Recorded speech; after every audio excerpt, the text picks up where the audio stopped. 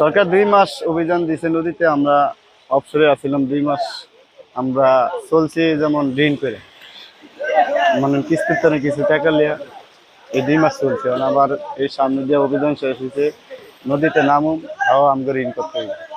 একটা জেলে, ছোট্ট একটা জেলেরও প্রায় 20-50 হাজার টাকার মতো লাগে, আর বড় জেবি এদিনে প্রায় লাখ টাকার মতো ঋণ করে নামার লাগে। আমরা তো জেলে, আমরা তো গরিব মানুষ।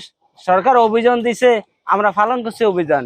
আমরা কোনো জাটকা মাটকা ধরি না। ওখানে সরকার অভিযান শেষ করে দিছে, ওখানে আমরা এই জাল ফাল এই কাম করতে আছি এই নামনের লেগে। গরিব মানুষ অনেক কিরমু খায়া তো আমরা বাঁচতে হইব, কিস্তি মিস্তি আছে, মানে আমরা আর কিরমু আমরা নিরুপায় হয়ে এই তাড়াতাড়ি 2 মাস হাজিরা থাকা জালের কাজ করে মার বদলা উদলা লইয়া, বদলা কামলা লইয়া একটা বদলার 1000 টাকা করে হাজিরা দিতে হয়, দিয়ে এই কাম করে অনেক নামাইতে আছে। মাছ যে বন্ধ আছে, জেলেদের অভিযান দিছে, আমরা কিন্তু সুখী, আমরা কোনো ইয়া নাই, দুঃখী নাই।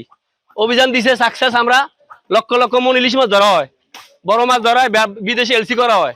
কিন্তু এই জেলেদের দিয়ে আমরা অভিযান দেওয়া আমরা সাকসেস। সরকার অভিযান আরো করা ভয়াবহ দেওয়ার দরকার ছিল।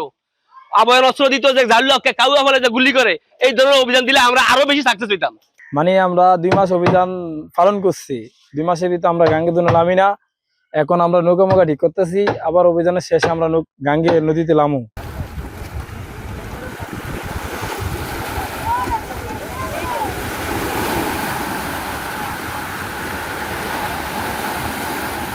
চাঁদপুরের ষাটনল থেকে চরবরবি পর্যন্ত 70 কিলোমিটার অভয়াশ্রমটি মূলত ইলিশের ডিম দেওয়া এবং জাটকা বেড়ে ওঠার জন্য গুরুত্বপূর্ণ। এখানে জাটকা ঝাঁক আকারে বা স্কুল ফর্মে থাকে। তো আমরা এইটা টার্গেট রেখেই যে পয়েন্টগুলোতে জাটকার প্রাচুর্য ছিল, আমরা 24 ঘন্টা পাহারার মাধ্যমে সেই ঝাঁকগুলো রক্ষা করেছি। এতে ইলিশের উৎপাদন, যা আমাদের 6 লক্ষ মেট্রিক টন, আমরা আশা করি সেই টার্গেট মতো পৌঁছাইতে পারবো।